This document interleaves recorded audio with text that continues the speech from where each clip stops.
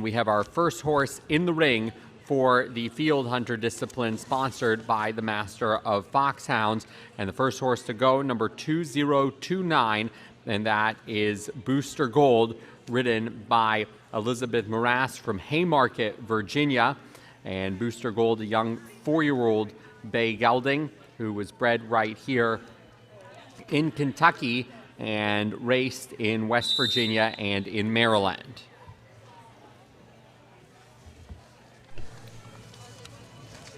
So for this course, you'll see the fences that are jumped, some of the more stadium-looking fences, the cross-country fences, and then some of the compulsory movements like dropping a rail and trotting over a fence, and then also at the very end doing a gallop and then coming straight to a halt at the end of the arena.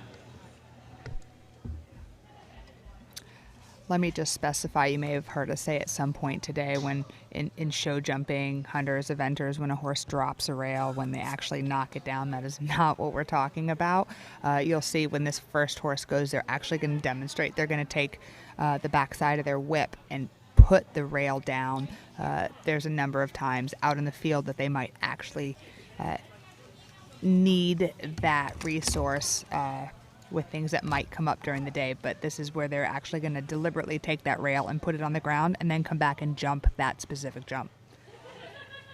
It's a difficult ask because these are young horses and they have to stand still, and then you have to be able to, well, here we're going to see it right now, so why don't you take us through, Ashley, the skill that's involved in mastering that maneuver.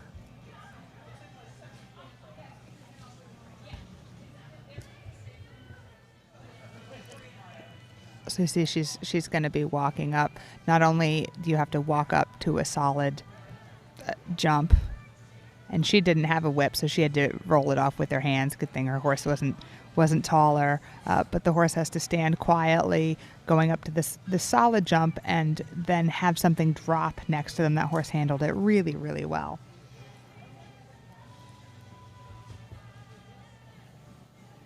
And now they'll trot this fence.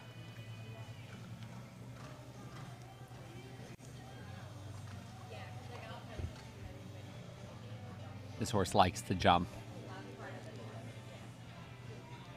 Of course, we say that about a lot of these horses. You didn't make the finale for nothing. This is a tough line. These are the 2 cross-country jumps that they have to take. Gets a little C curve on this line. A little tricky. Yeah, not only is it tight with only a few strides in between where you have to change your direction, but then you've got to jump straight towards the outgate. Great demonstration of gallop and pretty willing to come down.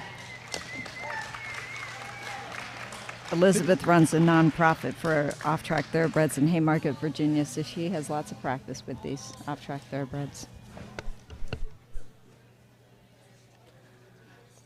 Finishing up with Booster Gold, ridden by Elizabeth MRAS, the final movement, the gallop to the halt at the end of the arena. Next, we will see a horse that we saw earlier today in show jumpers, the horse that's been all over the world, Jarir, the great British bred who ran in England before coming to the United States and being a horse as part of the National Steeplechase Association, and then retiring in November 2019.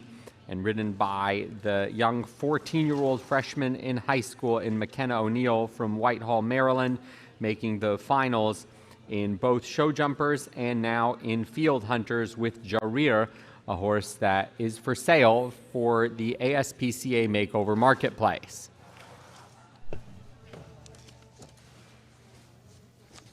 If I'm correct, Jonathan, this is one of your favorites that went in show jumpers. Yes, as someone who is involved in racing and a fan of racing, the racing background alone, to have a horse that was bred in Great Britain, ridden by the great Frankie Dettori and Tom Marquand, and then comes over to the United States, runs in steeplechase races, which I'm also quite fond of. So to have that background and then to come into this competition, I really appreciated how eager the horse was to the jump in show jumping, but how responsive that Jareer was to the aids of this young rider in McKenna O'Neill.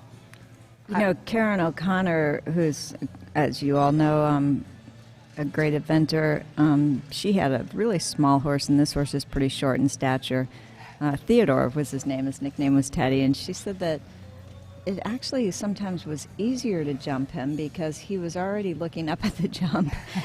This horse isn't necessarily looking up at these jumps, but he definitely is down there, and he's going to have to get upward propulsion. He can't just sail across them. And thoroughbreds are so naturally athletic, and there is this misconception that you need, I need 16'2" or taller. I need this big, long, leggy horse. And I am a big fan of the smaller, more compact horses also. I like all of them. I like the big ones. I like the small ones, but I definitely do not overlook the smaller ones. Looks like she has her riding crop in hand, as you had said earlier, to do this the way that most of the riders we've seen have done it.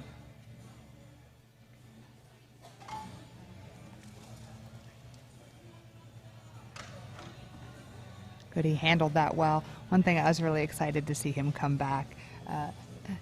Donna, I think you had noticed this also. He was so mannerly in the show jumping, and then they got to do a victory gallop. And he got a little proud of himself and was feeling his oats for sure. So I was very interested to see if he could come back and be his nice, polite self again, or if he was going to stay fired up like he was in the gallop. Well, he is 8 years old now, so hopefully that comes with a little bit of maturity. I'm interested to see him in this line and how responsive he is to the bend. He didn't drift at all. No yeah, problem. that was pretty darn accurate. Well, we'll still see if he stops as fast as he runs. As you can see.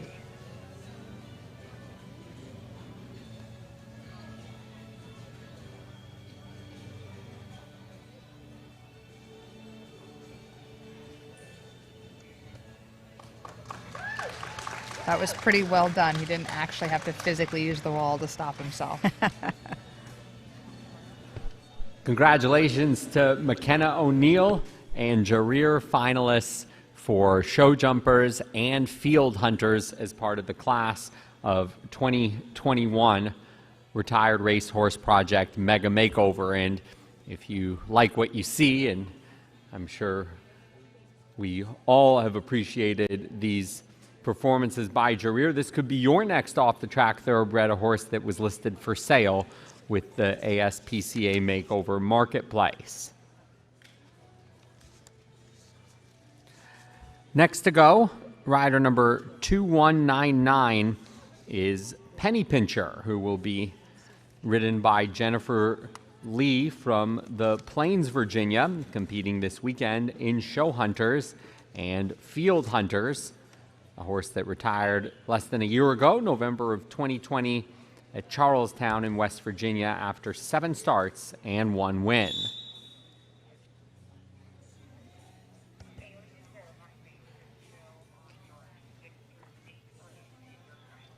For all of you watching at home, please note that Ashley is looking through the catalog of the ASPCA Makeover Marketplace for the listing for Jareer. This is for Donna, not for me. Don't worry, Jonathan. I'm not worried. I want him. Jonathan's hoping you'll buy him for him.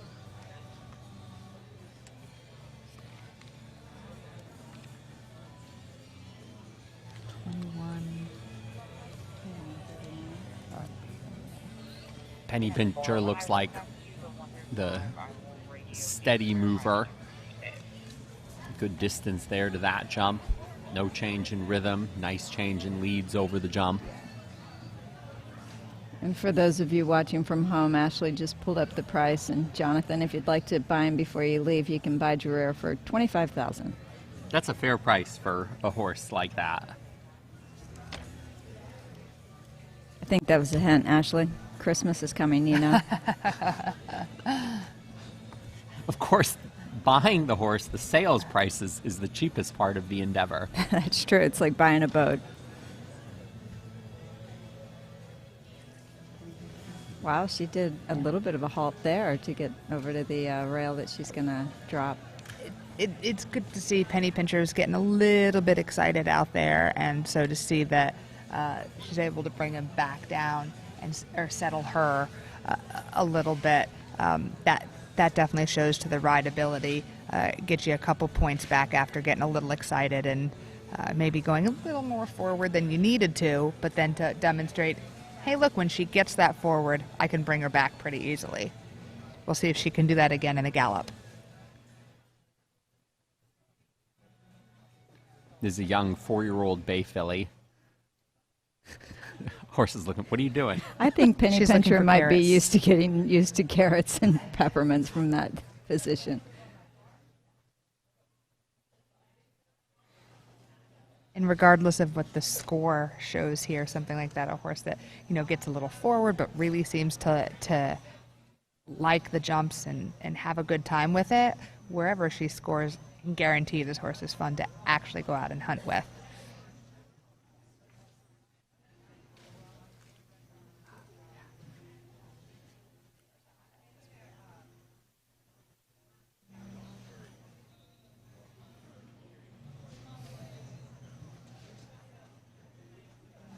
She's like, yes, let's go. Yes. It's a really nice trot over that jump and then breaking into the gallop, and they're off to the races.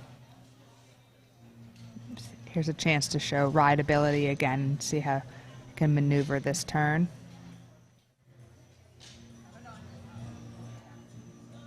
I think that was a really smart move to allow her to trot into that. You can see her looking a little bit. I think she's a horse that if she gets nervous, she's going to get kind of locky. So that was a really good choice right there.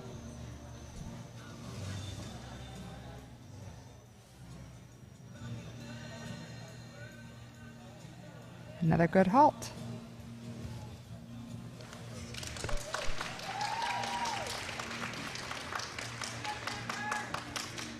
Well ridden by Jennifer Lee from the Plains, Virginia, aboard the young 4-year-old bay filly Penny Pincher.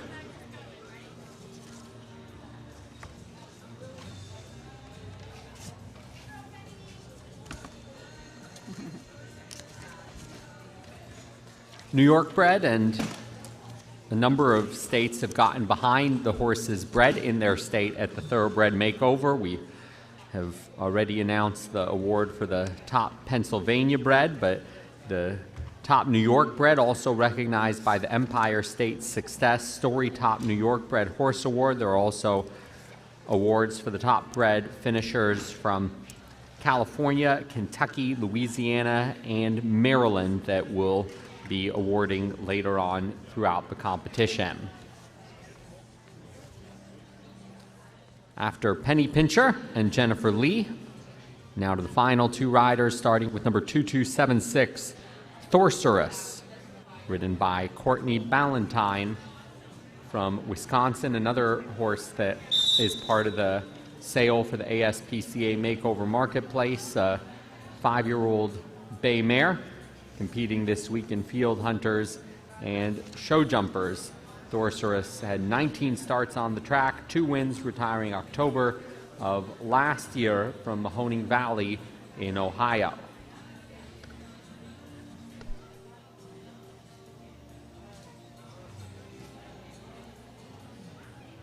And Courtney Ballantine is a professional rider from Wisconsin.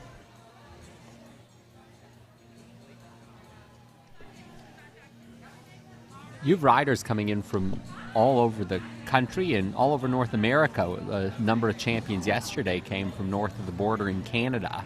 And this year was even tougher for those riders to come from Canada to be able to bring their horses and themselves across the border. And the winner, Lindsay Partridge, she always has a lot of props when she does her freestyle routines, but she said this year she had to import the props just with all the changes that we're dealing with, and the makeover itself affected with having the class of 2020 run yesterday. Yeah, a lot of extra effort and energy to get all of the horses here, particularly the ones that came from Canada, but from all over, just a couple extra steps. precautions, preparations that needed to be made.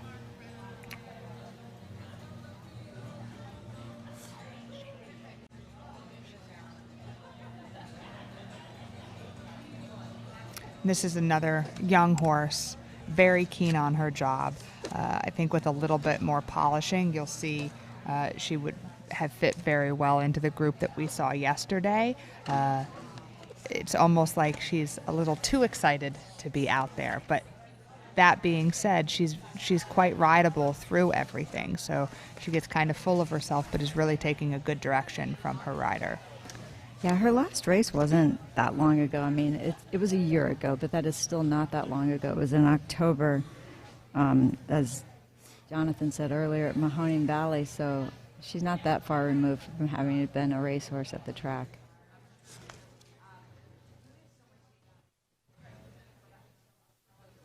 And with 19 starts at the track, she knows that job very well, but she looks like she's learning this one also.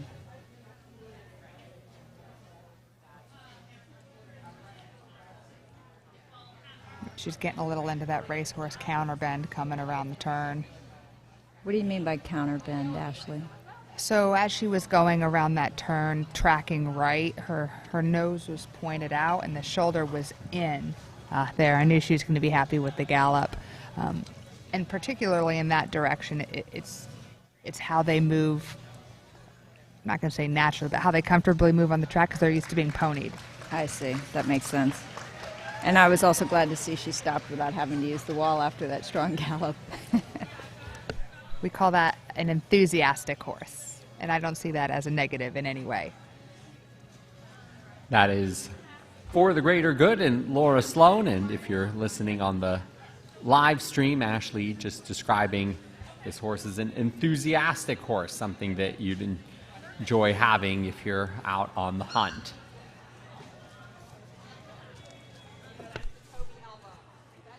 Pardon me, that was Thorcerus. Our next horse is the final horse For the Greater Good, number 2088.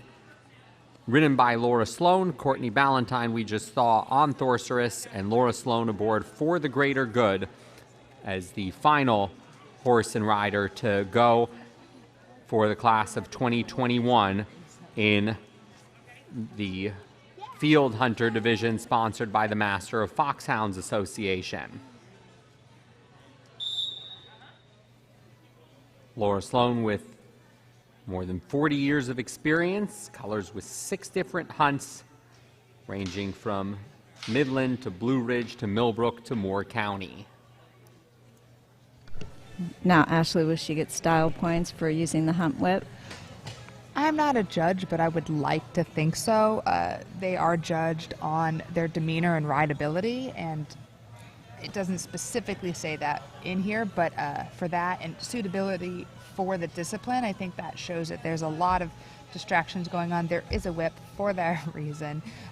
You will hear stuff like that. You will hear the dogs running and baying and gallop, or running around. I guess dogs run, not gallop. But all of those things, if you can do a little bit more to demonstrate how well suited your horse is for that, I can at least say it's not going to hurt to show it.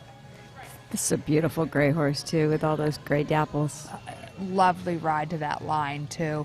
You could see a few strides out. She had to make just a tiny little adjustment and just floated right down and got this beautiful line. And even was a tiny little bit long to that second one, but just floated into it and just looked seamless. Lovely. This pair had the highest score on the mock hunt that took place on Thursday morning, so has quite a bit of experience for being a young horse, being out in that environment.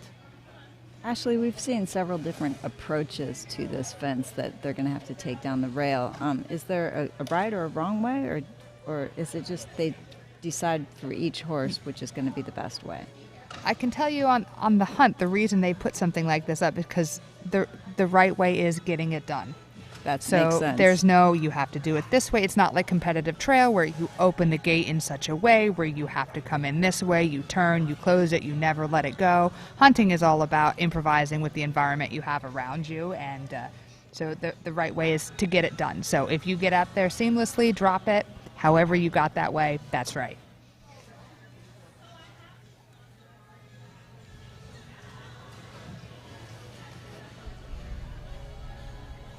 Laura coming down to the trot to approach and getting the lead change over that first of the cross-country fences, and then lead change back over the coop. Really, really smart move. I don't know if you could see on the live stream, but the horse just took a little bit more of a look at that natural jump, and that was a very smart move to give her that extra second or two to process. And got a beautiful halt. Beautiful. Laura Sloan and For the Greater Good. Wrapping up their finale in the field hunter discipline, a horse that was quite versatile on the track, running on the dirt and the turf, and has shown the versatility this week competing in show jumpers and field hunters. So that will close out the discipline and the judges scoring those finale rounds. We'll have the award ceremony coming up shortly for field hunters, sponsored by the Master of Foxhounds Association. And now we have the top 10. The top finishers in field hunters, with 8 finishing the competition. 8th place goes to number 2255, Squatching with Liss, ridden by Scheherazade Schultz. 7th place, number 2212, Proven Warrior, ridden by Gina Powers, the top finishing amateur in the class of 2021. 6th place, number 2272, The Sheikh of Araby, ridden by Gina Gans. In 5th place, number 2029, Booster Gold and Elizabeth MRAS. 4th place, and the top finishing junior, number 2139, Jarir, ridden by McKenna O'Neill.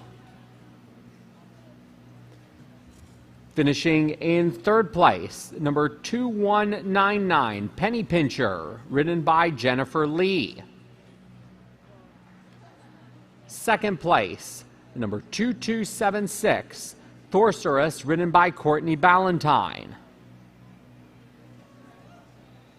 And the winners of the field hunter discipline, sponsored by the Masters of Foxhounds Association, with a score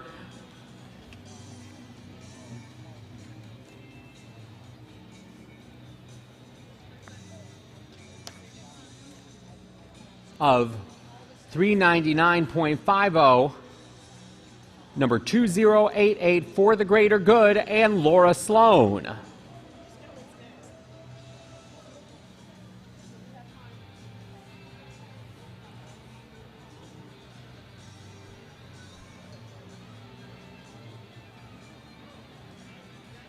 And you're all welcome to take a victory lap around the arena, led by Laura Sloan and For the Greater Good. Congratulations on a great week in the field hunter discipline at the Retired Racehorse Project Mega Makeover.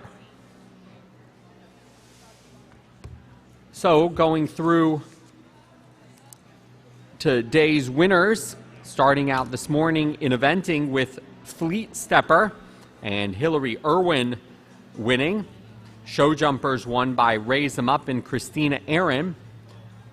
Show hunters by Icarius and Alexandra Beckstedt.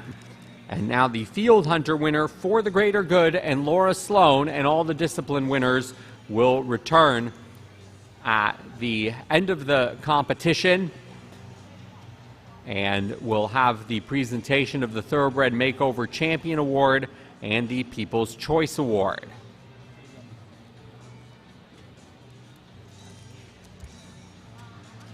Yesterday, we handed out the very special Ambassador Award that is sponsored by Pyroy Media. The Ambassador Award going to the makeover trainer, official, or volunteer who best embodies the spirit of teamwork, cooperation, sportsmanship, and inclusivity. Individuals nominated for the Ambassador Award during the week of the Thoroughbred Makeover at the info desk, and the RRP staff selects a winner from the pool of nominees. And this year's Thoroughbred Makeover Ambassador Award went to Dr. Shannon Reed, and also an honorable mention for John Roberts